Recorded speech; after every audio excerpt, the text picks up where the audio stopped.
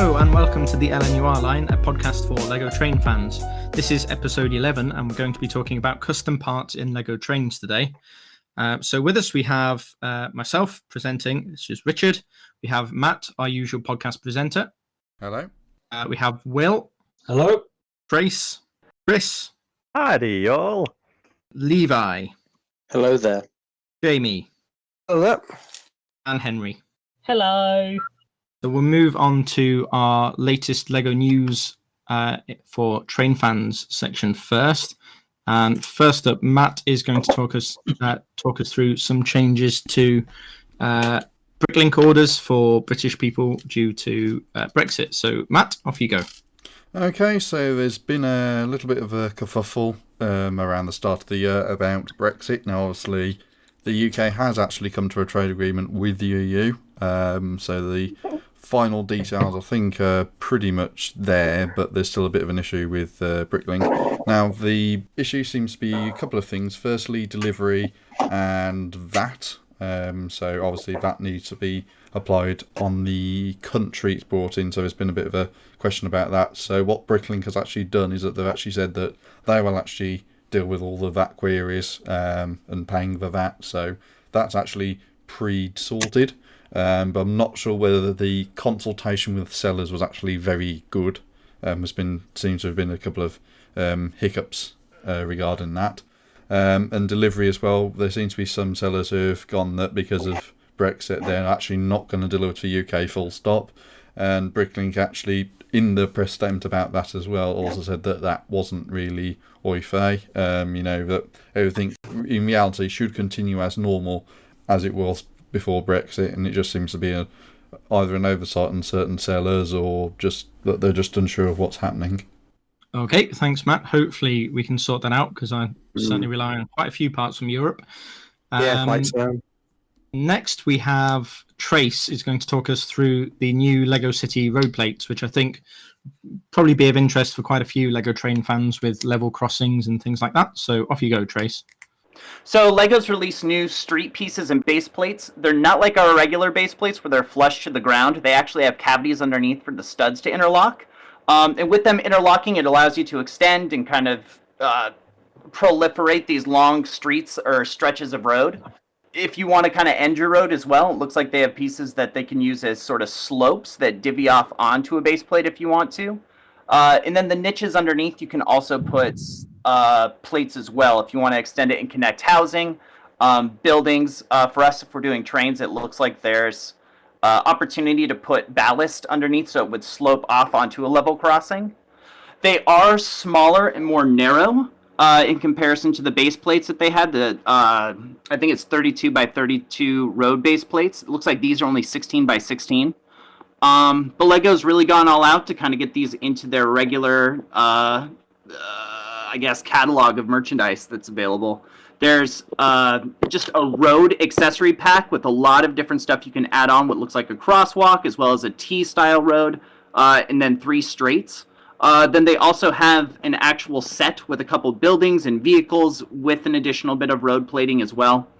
A lot of it's going to be preferential. I know that people who build in modular do prefer the base plate roads, but these new elevated ones could offer opportunity for things to be more in like a Mills building, or if you want to make it so that things can detach and reattach for shows a little easier. A lot of it's going to be experimentation. We'll just have to see what people do with it. Great, thank you, Trace. I think that was a good overview. And the road plates are also coming out in some of the sets as well, aren't they? So I think it'll be easy to expand them. I've got my hands on a couple and I really like them. Having narrower streets, I think, is a bit more European, and you can cram more into a small space in a city, so they're quite nice. The last thing we have for news is the Brick Train Awards. They are coming back for 2021. They're going to be running, entries will be open from the 1st of February to the 28th of February, so the whole month.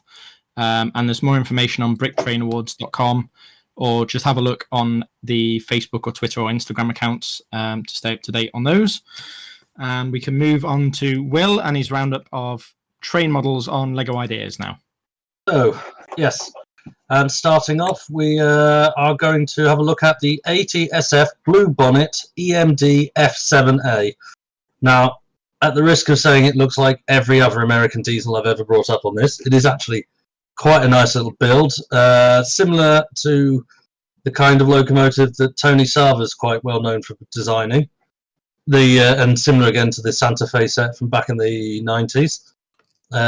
This one, he's gone for a lot of exterior and interior detail, so you can take the roof off and see the engine inside and so on.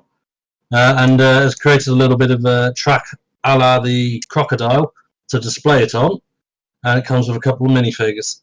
Currently has 470 supporters and has 412 days left, and is designed by a designer called Shortbricks. Next one up, we have the Tram Series 1500 in 1927. This is based on a tram from Milan. It's a very nice, long, detailed, sort of at fine scale of what I would call it if it was one of my designs, tram. Very smart looking thing. The outside looks very nice. The inside is a little sparse, but it still has some details on it, which is quite nice. Only thing I would really question is the wood paneling that they've stuck all over the doors to make them look right, which I kind of wish they'd found a way of found a Lego way of recreating the doors rather than just covering a piece of clear Lego brick with stickers. But you can't do everything. That one has 231 supporters and 405 days left, and is designed by Pesk 012. Next one we have. This one is more one I like the concept of than perhaps the execution. It is the Adler first German steam train. Now, a lot of people will be vaguely familiar with Der Adler steam locomotive, and they've done a recreation of that, a coach, a little bit of track, and a platform.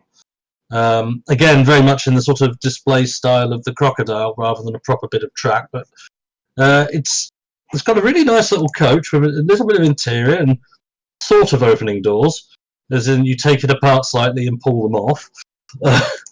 The Loco has most of the details, although the proportions could be better. I feel like that's one of those, if it got through, the Lego designers would probably have a field day with it, but we'd end up with quite a nice model at the end of it. Still, that one has 348 supporters and 390 days left, and is designed by a creator called Boom. Next we have the obligatory Polar Express, this time titled the Polar Express. Of the estimated 6,000 Polar Expresses that cover Lego ideas at any one time, this one was by far the nicest, clearly designed by somebody who has at least a passing interest in railways and therefore actually knows what they're copying. Apparently he looked at the real Loco for design inspiration on that. The coaches are somewhat generic because he couldn't find out what they were based on, but they look like the screenshots I've seen. And the overall build is pleasantly detailed. I'd say at least as detailed as anything Lego's produced train-wise, like the Crocodile again. And would be a nice display piece. Doesn't look like it's powered, but it's a very smart set, and if you're going to have to do a Polar Express, at least do a nice one. That has 695 supporters, 357 days left, and is designed by Snowy 1225. And finally, we have what I think would be a really nice little freebie gift with a bigger creator set, the Brixton Station. Spelled Brickston, not the normal Brixton.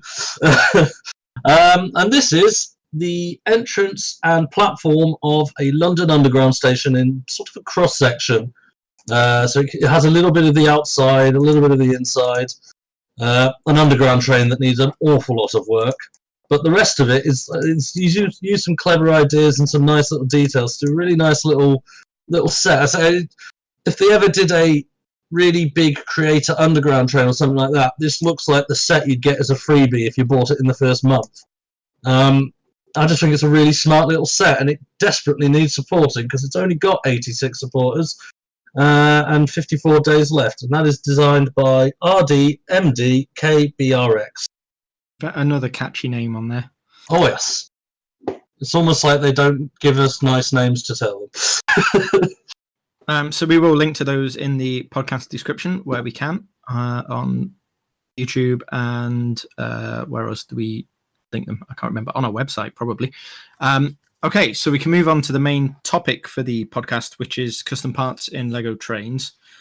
We have a couple of sort of preset topics that we're going to run through, or rather other members are going to run through for us, because I think we've covered custom parts on Lego model trains quite a bit. It's probably mentioned in most podcast episodes, I would imagine, in some degree. So we thought we'd try and do a roundup of the options available to you if you're finding that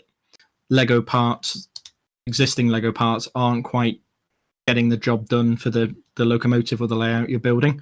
And we're going to start with, we can't have a train without wheels and a loco without wheels. So Matt is going to cover the custom wheel options for Lego Locos for us.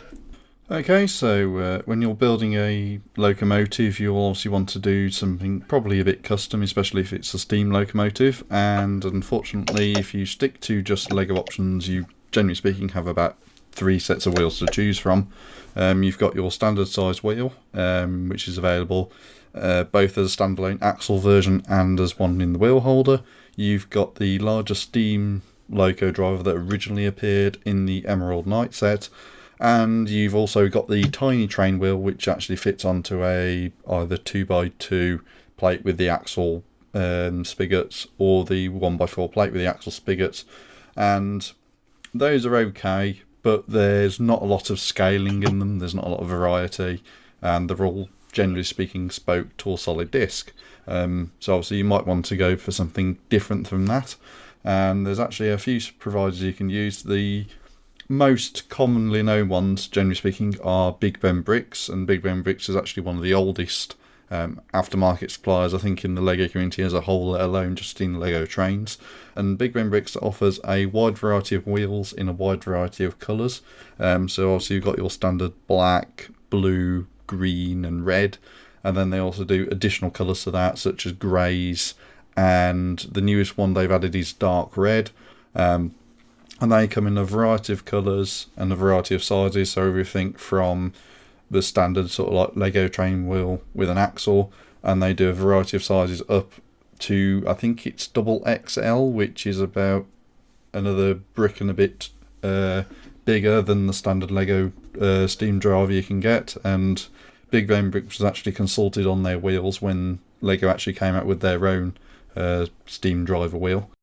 And obviously outside of Big Ben Bricks, you've actually got a variety of sellers on Shapeways, which is a bit hit and miss. Shapeways is often a more expensive option, and your quality varies. A lot of wheels I found on Shapeways are only available in a white material, which from what I've heard reviews of is okay, but obviously then that's another additional step to prime it and paint it, which if you're entering the hobby is probably not the best thing for you to do. And then your other 2 options, you've got BMR, and I mentioned BMR, they don't actually do a lot of wheels, they only do one lot, which is the roller bearing wheel sets, which they include in their kits, but that might be useful if you're doing a tender, where you actually want something a bit more smoother that's not just on the axle bricks, or you want some for your rolling stock. And then you've also got, as a last up, Brick Train Depot, which actually produce, again, roller bearing wheel sets like BMR, but also have a wide variety of 3D printed wheel sets, both with and without axle holes, and generally speaking in black, although there is a colour option on a few of those as well. From my perspective, if you're going to buy driving wheels, I'd stick to Big Ben Bricks or Brick Train Depot, and they're actually reasonably good. The one wheel was slightly tight in fitting, but aside from that, they've been good. And everyone's been using Big Ben Bricks wheels for many years, and they're injection moulded, so obviously they're a lot better than others. Okay, thanks, Matt. We've got Will linking nicely with some custom rods next. Yes, so there are some Shapeways sellers that do rods. But for me and pretty much everybody I've ever spoke to, there's only one source of Lego rods, and that's trainedbricks.com, all one word. I have had many dealings with him, mostly back in the days when he was on Bricklink. Sadly, he can't do that anymore. And he does custom rods in pretty much any shape, size, and configuration you could ever ask for.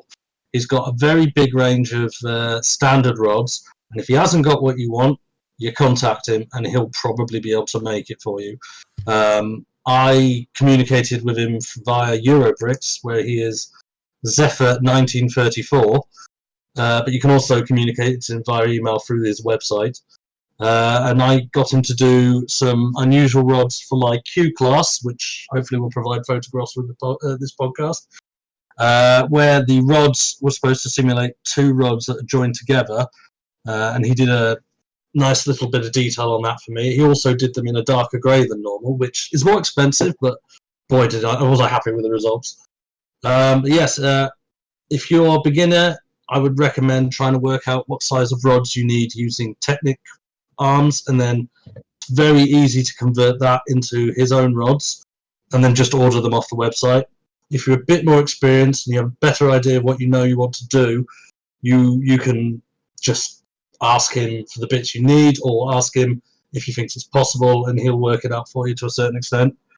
And they make such a difference because they're only plate thick.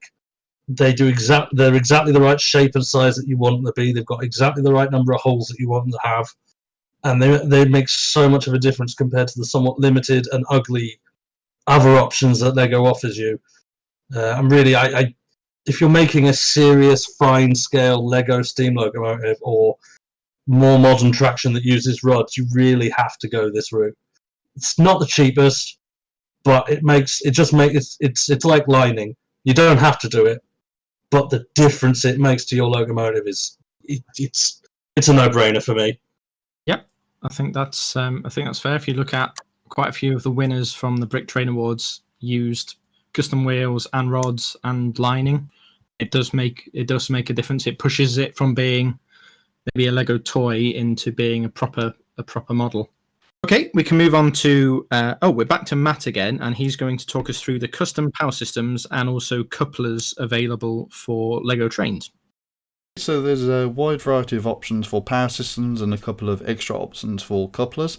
So power systems, there's been quite a few aftermarket systems just within Lego ecosystem itself. So primarily the two most people were aware of are Buies and S-Brick. Both offer Bluetooth control. Both offer a wide variety of updates compared to the standard Lego options. Both S-Brick and Buies offer 4 outputs, so you can actually customize those, whether they're on, off, or variable control. And you can also set a custom control system on your phone. In addition to those two, you've also got FX Brick, and FX Brick is actually the latest one to join the foray. They actually have a combination of both infrared control, which actually integrates with the Lego infrared control, and they've also got Bluetooth on board. And FX Bricks actually goes one above the S-Brick and Buies by offering sound and specialised light functions using the life lights, because they've got a life lights add-in board. FX Brick unfortunately only has 2 standard power functions outputs, so again you're a bit more limited in terms of motors, but then that's offset by having, I think it's something like 8 different light outputs. So although your lighting options are definitely in the aftermarket category, you then have a lot more flexibility available. Out of all these as well, we've also got Keybrick 1, which I think effectively comes in power systems. It's not a control system in and of itself, but it is a slot-in replacement for the powered up base and battery holder, which allows you to have a rechargeable battery. I do have one, which is number 1 of 40. As far as I'm aware, they're not actually producing another batch at the moment, but I think they are looking to do that in the future. As previously mentioned on the podcast, they have had a failed Kickstarter campaign, which is why they've only done a limited run of 40 for now. But I've still yet to test mine, but what I would say from what I've seen of some reviews is that it's generally quite good. There were some queries about how long it would last and that sort of thing, but from what some reviewers have said, one reviewer said they bought 3 and it saved them quite a lot of money just in batteries and time from recharging as well. And I think, speaking of batteries, it's also important to point out that Buies, although is more expensive than say FX Brick or S Brick, is also a rechargeable battery box. So you're actually saving quite a lot of space because it's although it's a 4x8 footprint, as is the Power Functions battery box or the powered up battery box, Buies is actually only 3 bricks high, so you're actually saving quite a lot of space within a mock, because it's both the receiver and the battery box, and it's also got 4 outputs, so it's actually quite a space saving if you look at it like that, even though it's a bit more expensive. Moving on to couplers, the Lego 9V coupler, which premiered in the 12V line and then became a standard thing in their 9V line, is the de facto coupler for most people, whether they use it in the Lego provided buffers or the 2x3 Technic plate with the axle hole. And there's actually now an aftermarket supplier of that, which is Studley Trains, which is available via the Lifelight's web store. And we don't have a need to review or to explain about, but effectively they're just a copy of the old 9V coupler, which is actually the 9V magnet and the actual holder itself, so you don't get any buffer or buffer beam assembly. It's literally just the magnet and the holder. And in addition to moving away from standard couplers, Brick Model Router introduced their knuckle couplers last year, and they actually come with 4 varieties, 2 of which are tiled in a 2x4 footprint and 2 of which are studded in a 2x2 footprint. And I've got quite a few of them. They seem to function quite well, and I will be ordering more in the future. The only thing I will point out is that because they're not a standard integration with Lego, so they do quite a bit of tweaking to quite a lot of models. And when I fitted them to Will's Pullmans, for example, I did have to go through a bit of a rebuild of the bogies to actually fit them in properly. But once they're in there, they're actually quite a good fit, and they work quite flawlessly as well. And compared to the standard Lego magnets, they actually won't actually pull apart with a longer train, because as a knuckle coupler, they're not actually designed to do that unless you actually manually release them. Thanks, Matt. Jamie, it's your turn to talk us through some of the options for custom Lego tracks. Thank you. Currently, Lego only do track in one size and one radius of curves, R40. Can be quite restrictive for Lego builders if they make longer train vehicles or they want a more realistic curve for their layouts. Other companies have been making their own custom track, which has got a larger radius. For example, the size above R40 is R56. It gives a nice sort of spacing if you want a double track going round. One I use a lot is Trix Bricks, based in Europe. They primarily do 3D printed track. R56, R72, R88. They all go up in multiples of 16 to give that equal spacing. They have expanded into switches, even different narrow gauge track, ballast plates, so you can actually place them under your track, to give the sort of realistic impression of being a ballasted track, where you can add your own sleepers to it. I would say the clutch power of these 3D tracks can vary. You might find that quite easy to stick on tiles onto these ballasted bits of track, or even just the track itself. Others might be a bit loose. I've noticed that Trix Bricks themselves are expanding into their own injection molded track, so it's of the same quality that Lego do. One company that does focus more on the injection molded is Brick Tracks, that is. I believe they're based in the United States. As well as focusing on track, they do have other products as well. They have wheels as well, but they do roughly the same style of track that Trix Bricks do, that the R56, the R72, as well as even shorter sections of straight track, which can be quite useful if you just haven't got the room for a certain length on your layout. You just want something a bit shorter just to fill a gap. I would recommend Trix Bricks, particularly when they released the narrow gauge track last year. It was really helpful in allowing me to expand what I was going to be building.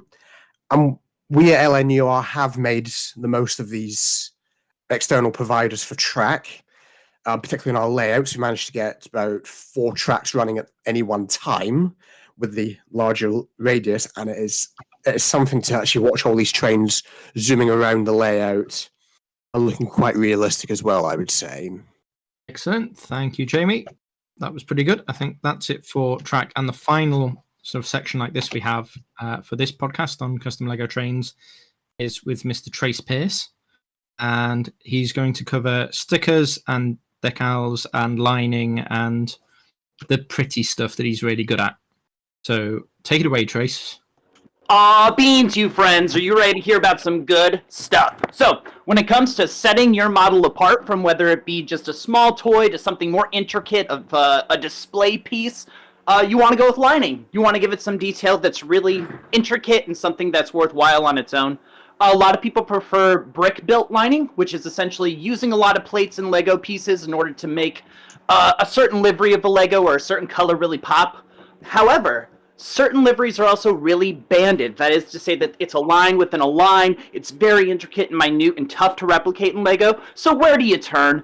Let's look at some vinyl striping, some model airplane trim line tape from model Technics. Now, this is a certain tape that's made from a durable material that can stretch, extend, and it's easy to cut through and easy to place, peel, and re-put should you need to redo it. If you're a modeler with a lot of time and a lot of attention to detail, this is for you. It's not me, but others, it works great. So, with this lining, what you can do is it comes in a variety of different sizes, and that is to say not just lengths, but also widths. If you're going for a very, very small, very, very tiny kind of line, you can justify it with something that's on a larger scaled width so that it really pops between the two different colors. I like to use Model Technics just because it is a vinyl lining.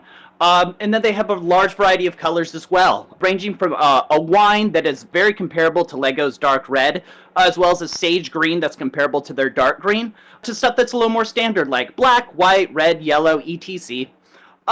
Now, with that, that's how you get your lining, that's how you get your stripes, that's how you get your liveries to be represented.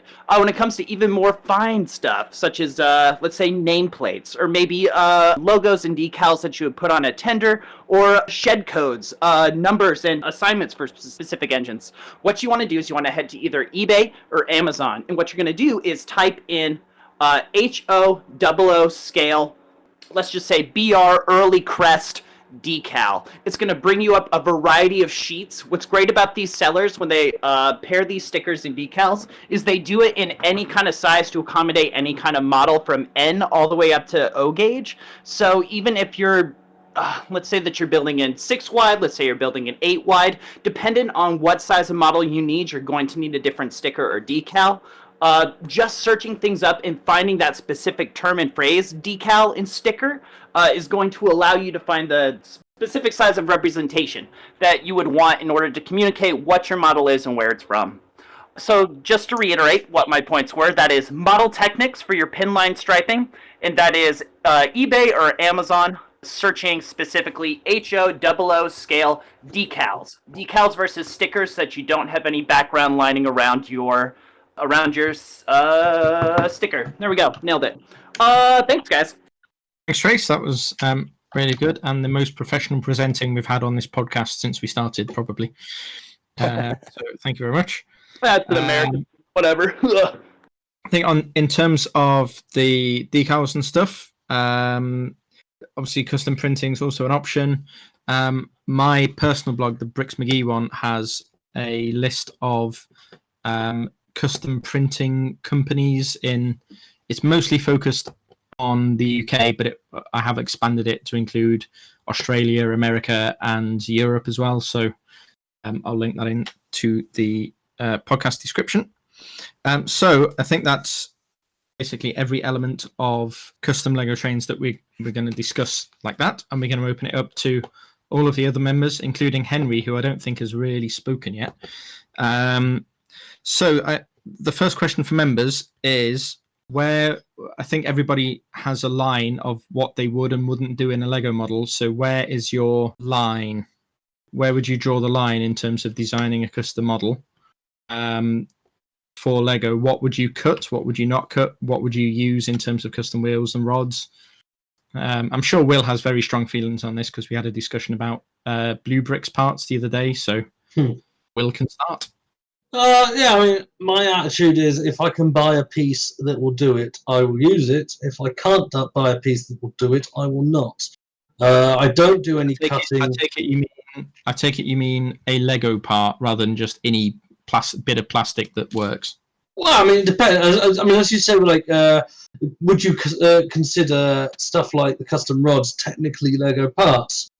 Because they're not very traditional Lego in that you can't really use them for much else other than as rods. I'm sure some buggers can now produce an airplane made entirely out of tech brick rods, but I mean, what you're alluding to is so the what were they called again? Blue bricks, spelt weirdly. They do a lot of effectively Lego elements in colours that Lego don't do. And in discussion about the Brick Awards, which doesn't allow them to be integral parts of the sets. My personal opinion is I would, because you are very much building in the Lego style, even if you're not relying entirely on Lego pieces. I can kind of understand the argument for not wanting to use them because you're using using knockoff Lego in that particular scenario, rather than bits that Lego don't make, but they kind of don't make them. What about as an arbitrary line in the sand? What about, so we, as Lego fans and Lego builders, you think about the Lego system and how parts all connect. So if you're using a non-Lego part, if it fits into the Lego system, is that a line to use? I'm sure all sorts of weird stuff fits into the Lego system in terms of being able to clip it to a bar or use it as an axle or... So this is where I have two answers. William Elliott, yeah, quite happily. I've used brass rods inside of tube to shore up handrails before, and I need to do it for my most recent design when it's finally finished because the handrails are floppy as all hell. Block junction, no. But there's a very simple and pragmatic reason for that. As block junction, I'm selling instructions to people in some cases who are complete and utter newbies. I seriously took a long time to even include custom wheels in my designs because I want the ordering process to be as easy as possible. I don't want my instructions to go, and now you take out your craft knife, you take a household bin bag and you cut it into this specific shape and put it on the side.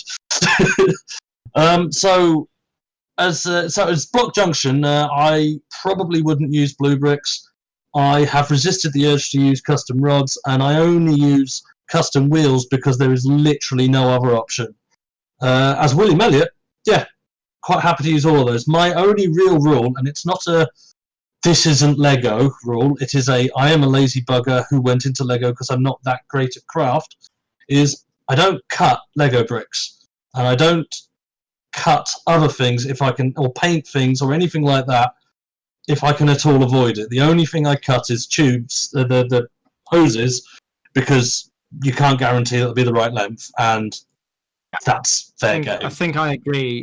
I think for me, I think custom wheels, custom rods is kind of fair game because Lego are never going to produce those. But cutting flex tube is okay. Cutting the 3mm hose, I've certainly done that a few times. I've actually cut some of I needed a 5-length bar, and I ended up cutting some of the 6-length bars with stops before, which is a bit of a step too far for me. I had to do a major redesign on one of the wagons that I turning into instructions designed by Pete Neumann, because he uses a piece of tube that is about 5.5 or something like that, and you can't get the tube at that length. And because this particular design is the 6-wide beginners designs, I realized that I was going to have to redesign it so it didn't involve cutting a piece, because my target audience probably doesn't want to do that. For me, fine scale stuff where you're trying to make it look as good as possible, I have no compunction at all about asking my customers to cut hoses. But again, it's context. If I'm designing something for myself and I can easily source it and it fits and it's easier than trying to build it out of Lego, then sod it. I'll do it that way. If I'm doing a design that I intend to sell instructions for, it depends who my target audience is. If they're the fine scale ones, it's a bit more challenging, a bit better looking. If it's the 6 wide stuff, I've got to aim for potentially kids or people who have never built a custom Lego design in their life, and only experience of Lego is following Lego instructions, and Lego never tells you to cut something. This message has been brought to you by Block Junction and Block Junction Associates. We'll send him an invoice for sponsorship of the podcast. That's fine. Yeah, I'll send LNUR an invoice for all I've given them.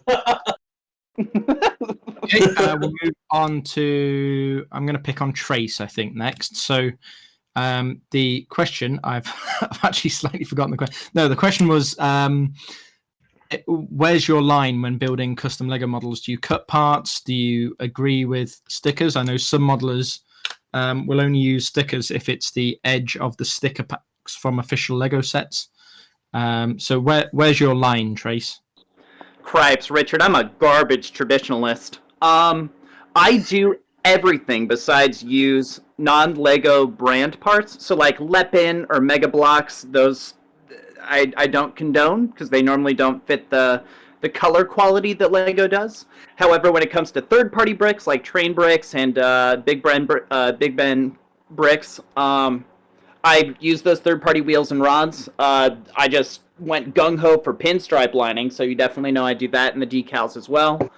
I don't like to do things if I don't have to, which I think to back up what Will was saying, you want to use as much Lego as possible, and you want to build it out of Lego as much as possible. It's only the small details, or the things that accent your building as a whole, that you'll then take extra range to try to make realistic. And so, wheels and rods, I think everyone's kind of in agreement. Cutting parts, those new wands that have come out in the Harry Potter Legos are so versatile for so many things. The handles make great little piping things that you can put on top of like Westinghouse pumps. The wands themselves are great handrails. Those skates make great door handles, but sometimes you got to cut off the end of the skate. And so I'm not adverse to destroying a piece if it gets me an end result that I think is worthwhile. I think that's fair. I would say I'm definitely one to do custom printing done than to use lining or decals, because I personally I don't like them very much. Stupid. No, if you've ever, you can't understand both the pain and the pleasure of custom lining until you've done a full Pacific, fully lined A3 Pacific. It is an incredibly labor-intensive and slow process, but it's also actually quite easy and actually incredibly satisfying. But you assume there that I will actually finish a model ever, because I start so many, and no, we don't. Well, there's no accounting. There's no accounting for the lack of quality coming out of your production line. Also, to go on, Trace said about how he's willing to cut pieces, but he also went on about, like, for instance, a great example is the wands, using the wands as handrails. One thing I would suggest is sometimes you might have to cut apart. But before you do, why don't you spend half an hour just literally looking at incredibly weird Lego pieces on Studio? 9 times out of 10, you'll discover there's a really cool way of doing it with a Lego piece you've never heard of. And it might be expensive, or it might be something that every Friends set comes out with, and you've just never bought a Friends set. No. I would agree with that. I think if I'm stuck, I'll go and look through my box of random parts that I tip sets I don't like into. And sometimes you do find a solution there. You think, I forgot that part existed, or I've never seen that part before, because I got a set from a raffle at the last Lego show, and it was so I just tipped the parts into a box. Oh, I always build it first. Nah. Okay, we'll keep going with this. So the question currently is, I'm sure half our members are asleep. The question is, where do you draw the line in terms of customization? Do you cut parts? Do you use stickers? Do you use custom rods? And I'm going to pick on Mr. Miller.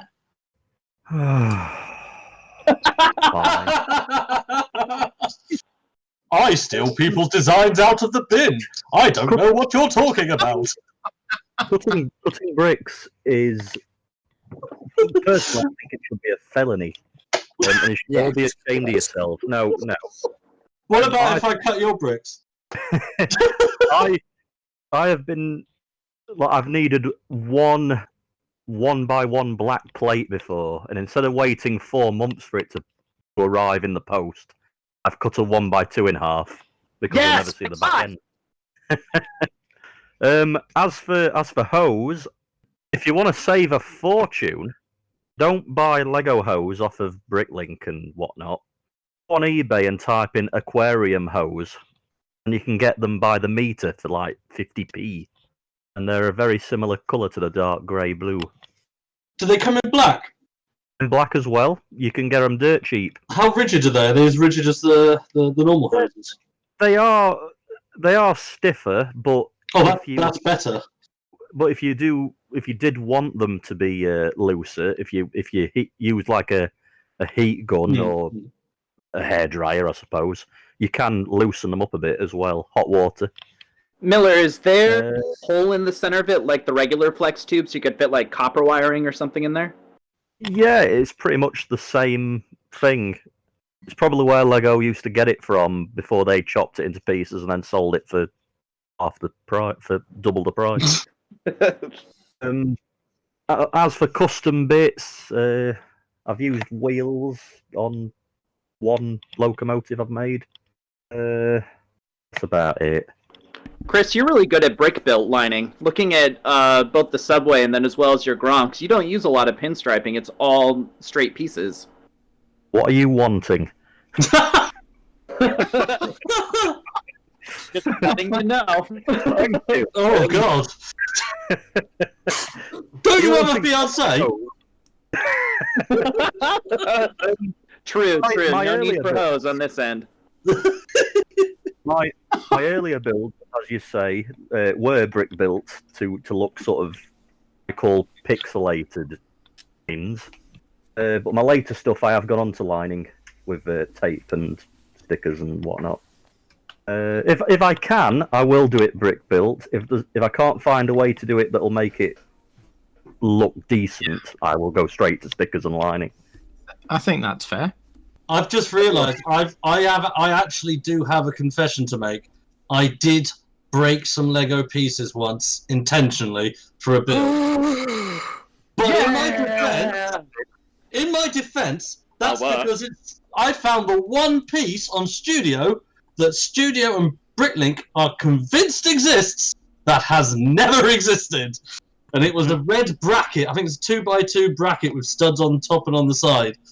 And those don't exist, so I had to use it was 7 wide builds, and I needed the line to be continuous, one end to the other, the little sort of line you get from brackets. So I had to use 2 1x4 brackets in red and chop off one end of one of the 1x4s on both sides. But that was very much. I used to have hundreds of those, but I sold them recently. Yeah, I don't know why they exist on Bricklink because you can't order them. They're not available to order, but they exist on Bricklink as a thing that has existed.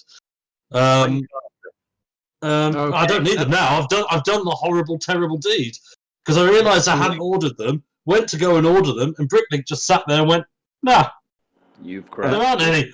At which point, I went into my box full of red brackets and went, "Right, snap! I've got everything else. I'm not giving up on this build now." That's tenacity I can appreciate. Let's pick on Henry, who is allegedly awake, but we'll see. So Right. Henry, where do you draw the line with your Locos? And rolling stock as well, I guess. Where do you use custom parts? Do you use lining? Do you use stickers? So I've only really just started getting into using anything custom. So I've just got some Big Boom Bricks wheels, and I'm very happy with them. At some point I'm gonna probably be using some trained bricks rods because I'm quite happy using them. I'm going to be using some tricks bricks, or if I happen to find them cheap, or by which I mean Matt doesn't want them. I'm happy to use any other brand. I'm not gonna be cutting other bricks. Like I don't want to be cutting pieces or anything like that. But I'm quite happy to use like custom printed pieces like we have for our private owner wagons. And I may at some point get some custom stickers for a couple of things. Okay. Let's move on to Jamie. What are your views on this? I know you've used some custom parts, but probably quite. Well, primarily custom parts are the track itself. Primarily the either narrow gauge track, the ballast plates, or the special or the wider radius curves.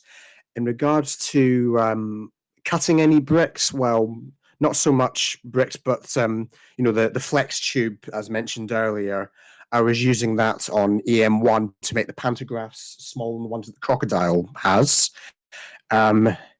Regards to lining, well, going back to the EM1 and also Blue Peter, which is actually green.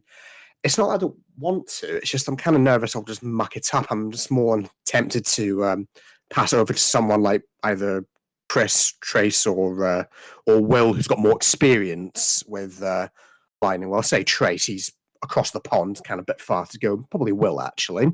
And also, in terms of custom parts, just again on Blue Peter, I just used the wheels for the driving wheels, but that's about it. Never cutting up parts, never using custom bricks. If I can make it out of Lego, I will, and just keep finding a solution until it works. Respect. Thank you. Yep, I think that's a nice way of building it. I quite like it. It's quite like a very natural Lego system way of doing it. And I think that generates its own style of building as well. Yeah, and I've got my little motifs, I of have building. Yeah. built lining and stuff. Okay, I'm going to pick on Levi now because I don't think he's actually managed to speak very much so far. I haven't spoken at all yet. He's distracted. See, I have an interesting take on this because I don't mind custom wheels, I don't mind custom rods, I don't mind decals, I don't mind trim line, but if your model is solely based upon it, I think you failed as a designer because you should be focusing on getting it to work in Lego as much as you can. Oh and my! Using trim lining to enhance it. I'm sorry, Trace. Trace, don't listen to the bad man. Don't listen to him. But at the other end, before today, I was completely against cutting pieces, and I've got a very big problem with my Gronk that I can't fix without cutting a piece. So, thing is, I think it's dependent on the situation. Flash.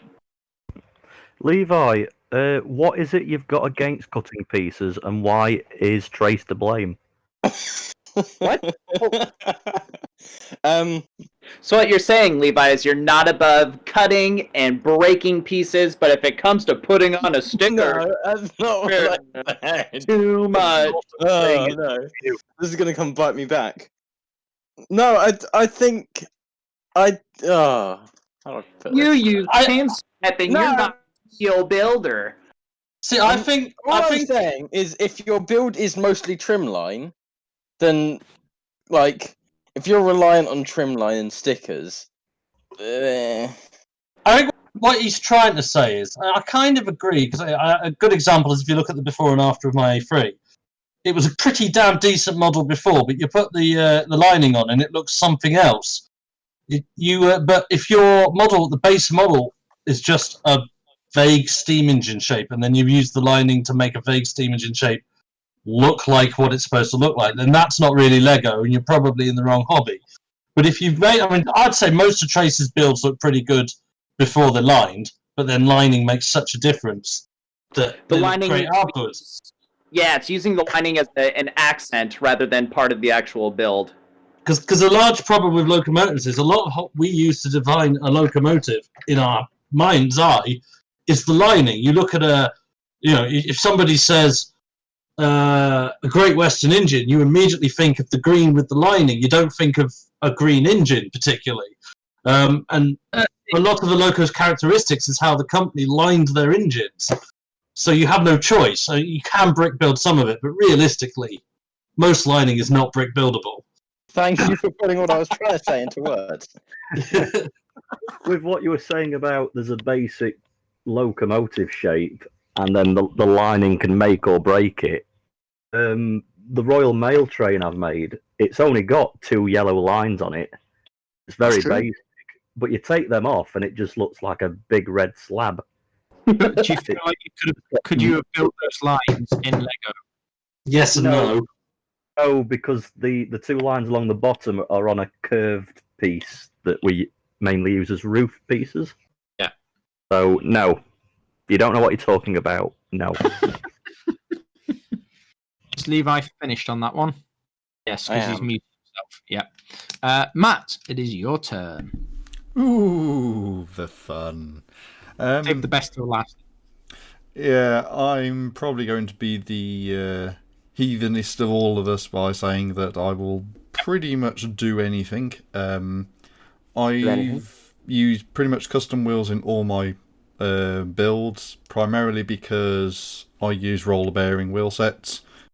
Because I build American stuff, they're wider, they're taller, they're longer, they're heavier. And I have to use roller bearings to offset the size increase to actually make them work better.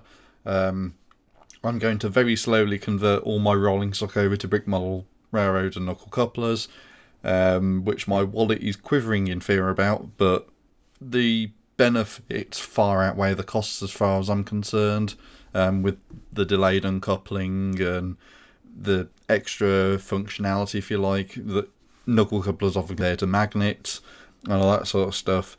And then moving on to, say, locos and that sort of stuff, flex tube I cut pretty much frequently on locos and coaches, primarily because if I was going to order the specific, I don't know, 2 long piece of flex tube, the cost is astronomical when I can buy a 18, 26, 28 length piece for roughly the same price as, say, 4 of the 2 long ones, because that's only coming in one set. But I can then cut that up into so many different pieces that the cost saving is astronomical, especially when you multiply that by however many freight cars or locomotives actually build in a year. And then locos as well, with the exception of the diesels and electrics, they all use custom wheels in one form or another. Control systems, I am pretty much trying to keep away from Lego's own control system, so either using S-Brick or PFX Brick where possible. My New Haven switcher, for example, is using Buies. So in some respects, try and keep the outside of the model as Lego as possible, but when there is something to improve it electrically via a different control system, via custom batteries, I will use that. And I'm also looking at the model railway sector or model railroading sector, because they have a lot more flexibility and functionality compared to Lego or even Lego aftermarket sections. So for example, I was looking at, and I can't remember the name off the top of my head, but Glenn Holland uses some of these custom model railroad electronics for his Crusader locomotive, and that's got synchronized chuff with a sensor, it's got different whistles and bells, and it's just offers so much different functionality that it's, you know, it blows all the Lego aftermarket solutions out of the water. The trouble is that your average Lego consumer is not going to go for that, because partially the cost, partially the fidelity that you've got to use with it, and partially because it doesn't actually integrate with the Lego system that well. So if I'm going to do it, I'd have to cut the Lego connection wire to solder it into the control system. Lego batteries I'd probably have to go for custom anyway, because again, I'd have to cut a wire, and to be honest with you, I'm probably better off going for custom because of the extra voltage or the extra amp hours or the extra capacity in general that aftermarket batteries use. So you have this sort of thing where what's better for the model might not necessarily be a Lego solution, but it's better in terms of functionality, better in terms of features, better in terms of synchronizing with other things. And it's been mentioned in the chat about DCC. Well, I'm actually hoping in the future at some point to actually fit DCC to my 9-volt trains that are going to go on my Mills display, because DCC again offers more features than Lego do. But it's one of those things where there's benefits to using aftermarket parts, but it always comes up to the cost versus benefits system, and I'm more of a model railroader using Lego as the media or medium. But then when somebody looks at the model, let's say a brick model railroader reefer, if you look at that and look at the actual custom parts, aside from the knuckle couplers and the roller bearing wheel sets, the rest of it is all Lego. It might have cut flex tube, it might have, say, modified clips so that the where the bearings would be on the bogies actually lines up with the axle. But aside from that, it's all Lego. So the only other aftermarket part beyond that is just the decals and stickers to actually make it appear as it should do. So from that perspective, I'm not against non-Lego solutions, but for me, they've got to have a purpose, and it's got to be in a way that you can't either do with Lego properly, or the Lego solution just isn't good enough from a build method, or for stability or reliability, or has worse features. Thank you, Matt. So, next question, and we're just going to open this up to every member, I think. What is the best use of custom parts in a Lego locomotive or other railway-based model that you've seen? There's certainly quite a few in the Brick Train Awards. So I think for me, well, the obvious standout was the winner of the best steam locomotive, which was Sam's British Bricks P2. And he certainly used a lot of lining, and he, I suspect, used quite a bit of custom rods, custom wheels, and other bits. So anybody else have an opinion on this one? Well, as you mentioned, carry on, whoever is first. That's okay? me. What I would point out with Sam Train's P2 is that something he actually mentioned on the podcast is that the front glass windows on the cab is actually using a bent bucket handle. I think that's genius. I really do. I love that technique. I thought it was brilliant. And he came across that by accident. So, and again, it's self-referral because again, it's something Will mentioned about using random pieces. Again, it's by accident, but it comes up with a great solution. True. Sometimes accidents are best. I mean, I think I would take issue with the question actually, because I think if you are, with the exception of maybe lining, if you are looking at a model and you're noticing the custom pieces, then you haven't used the custom pieces right, because they're not there to draw attention to themselves. They're there to make it look right. And if it looks right, you're not noticing the pieces, you're noticing the overall build. That's true, yeah. I would agree. I'd agree, but I would also add that things sort of on Matt's line of thought that kind of add an electrical element to it to make the internals really work as hard as the model does. I love seeing engines that have fitted lights or that use like Elegant Bricks' light kits. It brings it to a new level outside of just the aesthetic detail. There's now a play feature that's involved as well. Yeah, I think some of the electrics you can be very clever with. I think I'm trying to think who it was I'm thinking of. Oh, it's Stuart from the Romsey and Holterworth Lego Railway. He's got an extra motion to make the sound of the thumper, and I think that's a purely Lego addition. I don't think he's actually used custom parts there, but he's used Lego parts in a way that they're probably not designed for. Yeah, no, he used the 9-volt motor, right? With those with like that little blocked headpiece that you use for the headlights that went in the blue passenger engine set from like 2003. Yeah, no, you're right. I totally forgot about that. Of course, if everybody just built Duplo trains, they wouldn't need half of this fancy stuff because it already does loads of stuff without that.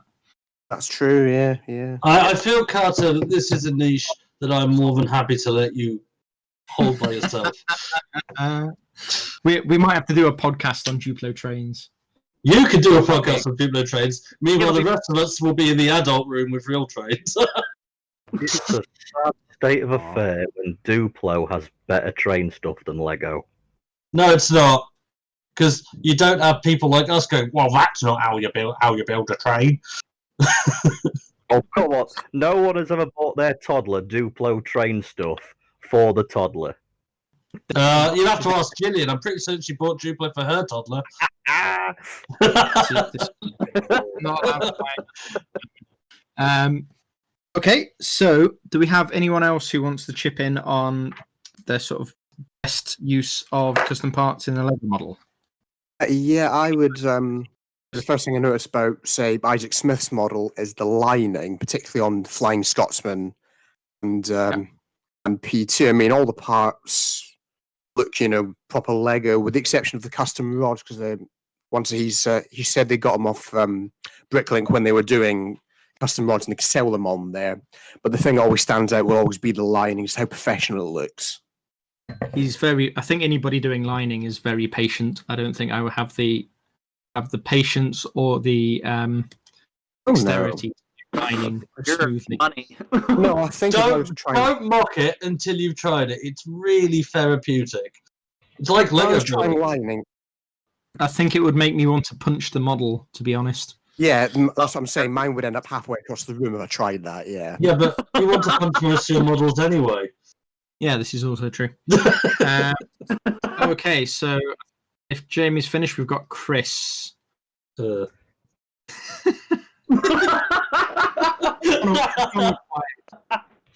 I was having a late afternoon and evening snooze. All I can say on the matter is, use what you like. If you like the model, brilliant. And if someone else doesn't, tell them to stick it up there. Does this relate to brick-built cabs? Brick-built what? Cabs. You know that thing you refuse to do? Cabs? Cabs. Caps. Oh, Like a God. Kraud. Cabba. Oh. I did once. I get annoyed at Lego purists. I get annoyed at people who go, "Oh, you can't possibly use Mega Bloks because it's not Lego; it's a clone brand." I'm like, "Yeah, but Mega Bloks has some pieces that are really good that Lego should have too." Exactly. However, my inner purist did spark exactly once, and that's when somebody went onto Eurobricks and said, "Do you like my subway train?" And they had literally made a 3D printed shell that fits on the Lego chassis. Oh, And I'm like, what is the point of putting it on Lego? Why not just make a model train at that point? He want to inspire me to start building Lego Wonder. No. I hope not. No. Okay, does anybody else have anything for the best use of custom parts in the model? Oh, we've all gone quiet, which is good. Okay, so the next question is, do you have a custom part which doesn't exist, but you would really like to exist? Chimneys. We need some custom chimneys. I was just really badly. I feel like that's something that should be brick built. Well, no, the thing is, though, most chimneys need to be about 1.5 studs wide. It's a really awkward size for Lego. It's Not a just lot of parts. And I am so bored of building an absolutely beautiful steam engine and then spending literally 3 hours banging my head against a brick wall before going, fine, I'll use solution A, B, or C. It doesn't look very good, but it'll have to do.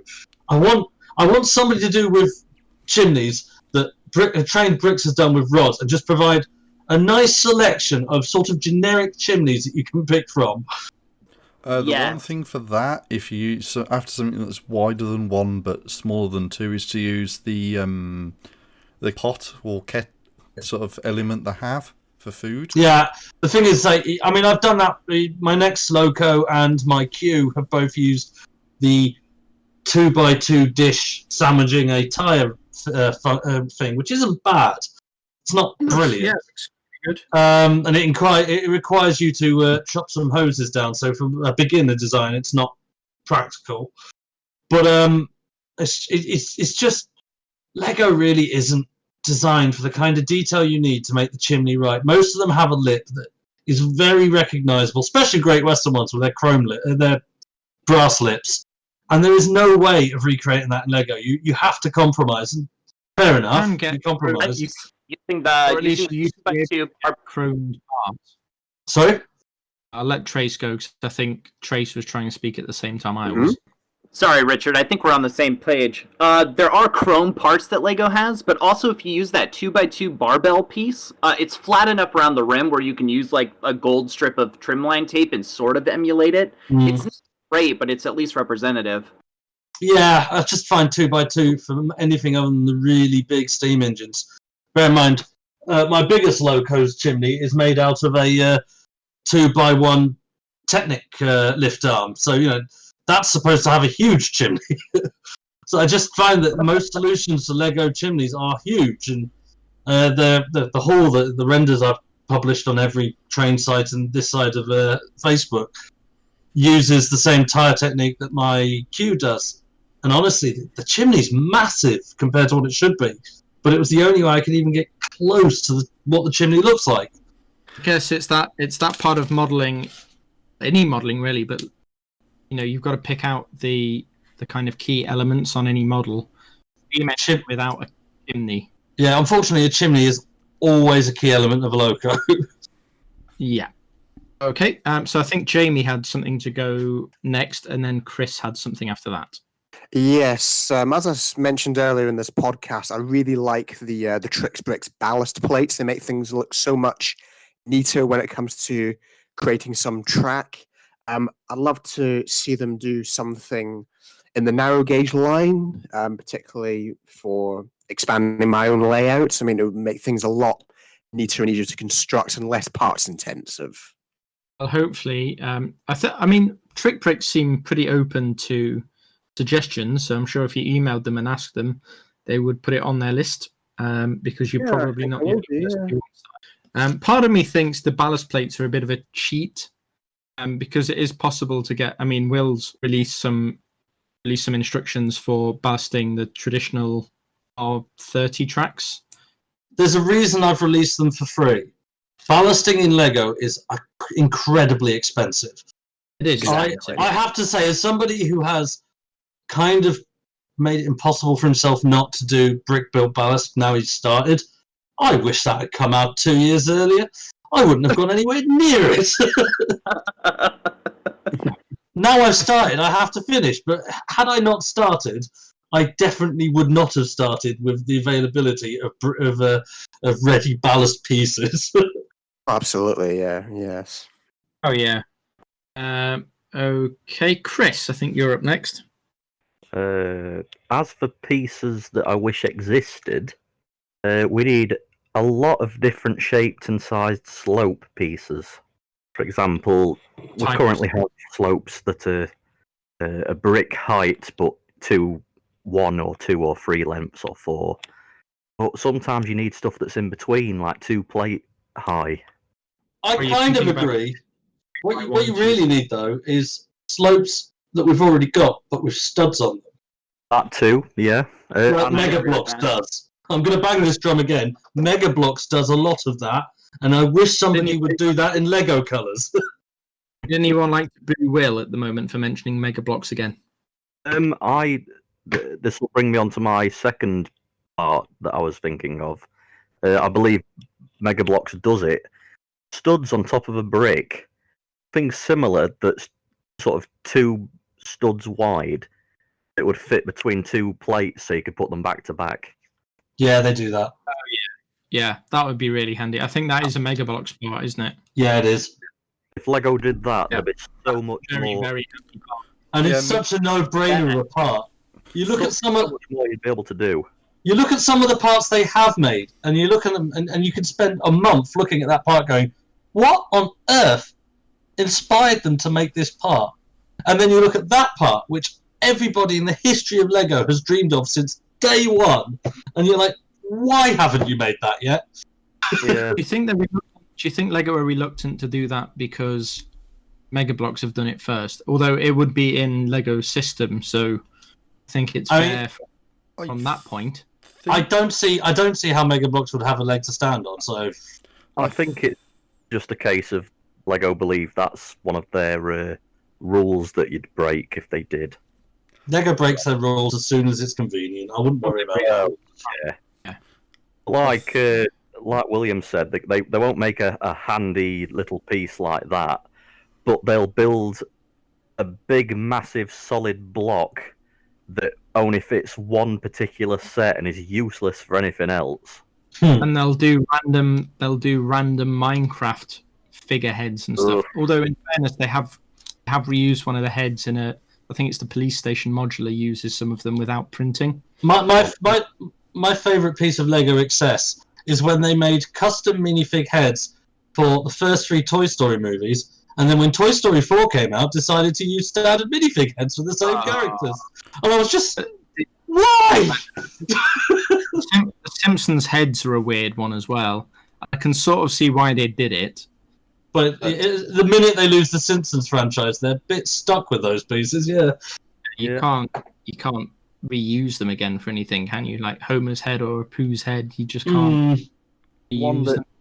One that really irritates me. I know it's for like children who are just starting with Lego, who've just come off of Duplo, but things like a car, for example, like a pickup truck, and the part on the back is the entire pickup part of the truck. Oh yeah. Useless for anything else other than the back end of the pickup truck. Challenge accepted. Look at New Elementary, it's probably been done. Somebody's probably built a spaceship with one. That's usually the way. Nobody likes space, so you know. That's the. It's easy to build a spaceship out of anything. You just have to make it look weird and bumpy. Oh, this is true. Yeah. Okay. Does anybody else have a custom part you would like to see created? 1.5 length jumpers. Again, another Mega Block part that would be very useful. Yeah. Oh God, yeah. Especially for foot plates. Oh my God. I was building this today, would have been really handy for in dark tan. I would like a bunch of pieces that already exist to be finally made in more colours. Yeah, the entire Lego back catalogue, but in dark green and dark red.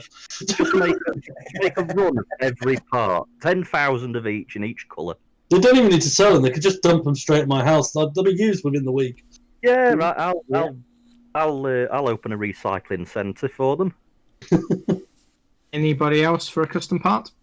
I think the biggest thing we're missing in terms of Lego parts catalogue is probably going to be along the lines of snot bricks and brackets. Oh yeah, but I think they are slowly filling the gap on those. They're starting to get into the realms of why did they make that piece? I noticed the most recent update of Studio, they have done a 2x6 by 1x6 bracket plate, and yes, why? How on earth is that a piece that we need when you've got no end of brackets already? That's because I'll let Richard go ahead on this one. That was all I had to say, to be honest. It wasn't anything useful. What I would say is that part actually originates from friends from their sort of like cube sets. So it's actually, I would imagine it's organically been designed to fit their cubes, and they're offering it in other things. I mean, one of the things that was released recently that I found great use for was the 2x6 tile that was launched in Sesame Street. There's no reason for a 2x6 tile there because you could use 2x3s, I think, but a 2x6 has been quite useful to do uninterrupted 2x6 in the Batmobile. The what, sorry? No, 2x6 isn't in the Batmobile, but it is in the NES. That was my first experience of it. That's what I was thinking of, yeah. I disagree. I'd say a 2x6 tile is actually a lot more useful than a 2x6 bracket, because tiles are often covering and prettifying places where you've got very limited choices, and having something that covers a large area is actually very useful. I think when they're a bit more available, I will start using 2x6 tiles a lot. The one issue with parts, and I think it's actually one of the Lego rules, like internal design rules, and I'm not sure how steadfast they actually follow it, is that you shouldn't create a new part when existing parts do the job, but you just need a bit of creativity. Yeah. So I'm just a bit, well, you say that, but then you don't follow it necessarily.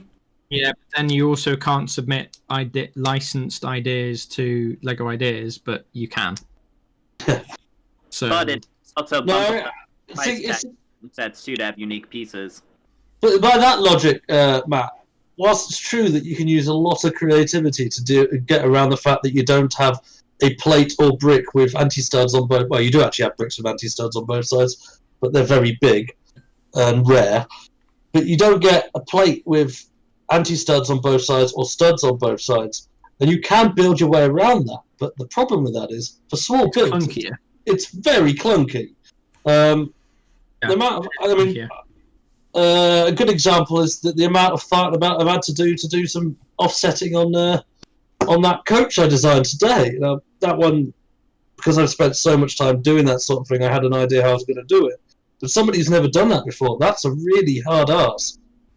You've made me think of a part that they should invent. Parts. 7 wide train base. Oh, please God, yes. and 7 length anything. 5 wide train base. In fact, just 5 and 7 long things, please. Yeah. Those would be great. Yeah. No Why all is always even? I've also thought of a very useful part for 7 wide things. You know the Technic plates with the holes in? Have one of those where the holes is actually where a stud should be, as opposed to in between 4 of them. Yeah. What are you doing that needs that? Nothing at the moment, but it'll be useful, I'm sure. Also, Technic lift arms. Can we please have the skinny version in every possible length known to mankind? Exactly. And Yeah. colour. Yeah. Because then we wouldn't need as many custom rods. Yeah. This is true. Very true. Okay. Anybody else on that question? No. Looking a bit quiet. So, I think we've kind of covered this in previous topics, but people can chip up if they like. So, what is the worst Lego element that shouldn't exist? What are they wasting their plastic on? Star Wars. I think honestly, my well, no, actually, because Star Wars has come across as there are some pieces that I use a lot in my builds that exist purely because of weird droids. I mean, the droid arm. How useful is that? The 2-3 different droid arm pieces that only exist because of the blighted prequel trilogy was made into Lego. I think we do need to remember without the Star Wars pieces, we wouldn't have those truncated 1x1s. They're perfect for chimney representation on smaller engines. I've used the black version of BB-8's head as a chimney once. It's brilliant! And of course, the Lego Star Wars introduced the first person of colour Lego figure, didn't they? Yes, Lando. So, possibly the most useless part they've ever done is Jar Jar Binks' head. I'm still going to go with the Toy Story heads because even when they could use them, they didn't. Actually, I'd probably go one step further than that and probably say the construction large figure parts. Because those lines never sold well. Which ones? The large buildable figures. Oh, yeah. What about the Lego Technic figs? I mean, they're brilliant, but bit of a waste of money, it turned out. The really potable Technic figs. They're great. I've got one. It's lovely. But clearly Lego never made their money back on those. But the same that same token, I'd also argue that if you're arguing for the Lego Technic figure shouldn't exist, what about Scala or Belleville? Because again, I think it was probably more an experiment on Lego's parts, and obviously it's not works out because we don't have them now. But it's one of the things I think where Lego, it's a product of the time, and obviously we'd look in hindsight and sort of say, well, we wouldn't do that now. But again, even before they launch some sets, you sort of query why are they using X part, because, and the biggest example of, I think, wasted opportunity from recent history at least is the goat mould, because they used it for one castle set, I think it was, and they've never used it again. Need to bring it back. Well, yes, I want £95. The mould's gone though. There was actually an interview for the Jurassic Park gate set they launched, and the designer of that actually wanted the goat inside the T-Rex's stomach as like an Easter egg. But the trouble is that when he went and asked the mould team, about the goat mould. It had actually been destroyed because it had been too long since its last use. That's Oh. ridiculous. And there wasn't... That stinks of Doctor Whoism, that. Let's get rid of it. We'll never need that again. Yes, get rid of Doctor Who. You do need a sheep. You need a proper sheep mould, not brick built sheep. So who was it we were buying all the sheep off at a Lego show? One more brick. That was it, Yeah, yeah. We had quite a nice brick built sheep design, and we bought quite a lot of them to populate a farm field near the railway, didn't we? Yeah, we also Good. bought a lot of turbines as well. Yes. Okay. So I think we've summed up quite a lot of elements that should exist, elements that shouldn't exist. So I'm going to go through everybody and just pick one element that Lego could create to really help Lego train builders. And I'm just going to go down my list. So Henry, you were first on my list for some reason. I do quite like Will's idea of chimneys because I really struggle with that on all the trains I've designed. So that's my vote. Chimney. Okay. Jamie. No, I have to go with the chimneys as well. If they did like short ones and like tall ones for like more tank engines, that would be great as well. Okay. Are we all going to pick chimneys? That's pretty boring. Controversially, I'm not. Because I don't think Lego should make chimneys. You're bottom of the list, Will. Well, I'm going to say it now then. I would have... So, you know the 1x4 plate with 2 studs that's got like the middle 2 studs of tiles? I'd have that, but 6 studs long. There is reasoning behind this, because I'm currently... It's a really neat model, so you've designed what you're saying. Yeah, I've designed a few things actually that could do with that, but yeah, I think it needs to be done purely so I can finish some models. Matt. I had a great one and I've forgotten it, but it wasn't chimneys. Thank God for that. Didn't need chimneys. Yeah. So while you think of that, I'll just reiterate the question for the people who've probably forgotten further down the line, which is, if you had to pick one element that Lego should make to help Lego train builders, what is it? Should we skip Matt and go on to Miller? I think we should. Okay, Chris? What was the question? Oh, I know what it was. Go on then. The part I want most of all is something that's roughly the same size as their standard wheel that either comes as a Technic axle hole or in their actual wheel bearing sets, but with a steam rod point in it as well, so it can do narrow gauge steam locos. Okay, niche, but that was the sort of stuff I was expecting from you, Matt. Yep. Miller, do you know what the question is? You're not listening? Back to the class. Make PU stuff that isn't £1 million each and is actually useful and actually works. I think more connection points in the PU hub would be useful, and the ability to stack, components onto the input. I'd settle for a complete overhaul of the software and an ability to control it from an app that isn't garbage. Bring that PF. Nah, PF is worse. That's not going to happen. Being able to control one of those motors, with the speed control rather than just it's either on or off from the controller, that would be nice as well. Yeah. Okay. Yeah, that leaves Will, who probably had some points earlier that you may have forgotten by now. Well, I mean, to be honest, I don't know what I want other than everything in dark red and dark green. But what I will say is I think chimneys are not something I want Lego to make, because you'd have the same problem you have with driving wheels. Lego will make one size fits all driving wheel that is fine, but looks really silly on a big A3. Whereas somebody like Trained Bricks or one of these other companies could do a whole range of not too much more expensive chimneys that we actually want. I don't think Lego are the right people to do them. No, I don't think there's enough interest in the Lego train hobby for Lego to do that. No. And I think it's great that all of these little one-man shops are producing stuff that we as a Lego train community can use. And I can't see that changing. I can't see Although there is an article on an exclusive article on Brick Fanatics, an interview with an AFOL engagement guy at Lego, and apparently 20% of Lego sets are bought by AFOLs. I'm very surprised it's only 20%. I do my best, but so there is quite a big very AFOL market. surprising. So there is a big AFOL market, but obviously a very small percentage of that is very specific British or European or American or Australian trains.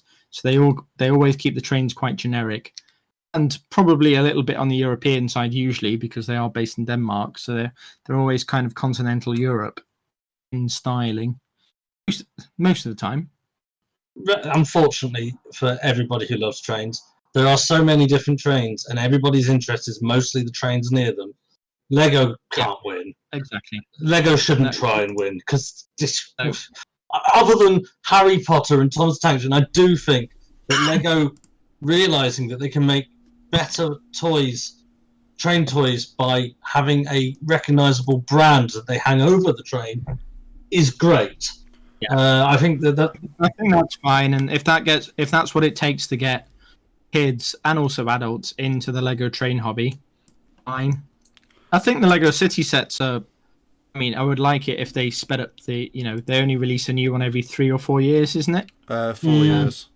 Yeah, I'd like them to speed that up a bit, but I'm guessing they know their numbers and they know that it's just not viable for them to do a new set every 2 years. I feel like I'm getting to the point where I'm losing interest in Lego City sets, partly because all the sets I have are in a box somewhere at home in the attic and haven't been looked at in years. But I think they can provide some good inspiration. I think what they're best at is, for me at least, when you've started and you haven't got any trains, it's just filler troop building sets, just so you've got something to play with until you've built your own stuff. You've got the motor and you've got the track and you've got the remote, and then you've got some buildings and a level crossing. Everybody's got to start somewhere, and I think they are good for that, and they're clearly very popular with the target market, which is 5-year-olds, presumably. 5-year-olds and us, yes. 5-year-olds and weird AFOLs in the UK, yeah. And elsewhere. And elsewhere, yes. Yeah, sorry, Trace. Yeah. The United States and elsewhere. Do we have anything else we'd like to mention on custom Lego train parts before we bring everything into a wrap? Because I think we are running a bit over time on this one again. Be sure to finish your custom train so you can enter the Brick Train Award starting in February. Okay, thank you, Trace. I will pay you for that mention. Thank you. So we'll bring this podcast to a close very sadly because, as Matt has said, it's now got a 1 minute 40. A 1 hour 40 runtime, which is quite a long podcast, and there will be a lot to edit out, which Matt will love because he loves doing that. That's fine. Just find a way of locating Carter's voice and then snip. Yeah. Snip. And Chris. Me and Chris. Just get rid of Yeah. Okay, so thank you for listening to this LNUR Line podcast about Lego trains. We've been speaking about custom Lego parts for Lego train models. We've had myself, Richard, who is the chair of LNUR, a Lego train club in the UK. We have Matt, who is our usual podcast producer. Will, Trace, Chris, Levi, Jamie, and Henry have been in this episode as well. And we will see you soon for I presume, a Brick Train Awards related podcast next, because that's starting in February. But thanks for listening. Check us out on the website, Instagram, Twitter, YouTube, Facebook, and we'll see you soon. Goodbye. Bye. I know. Bye.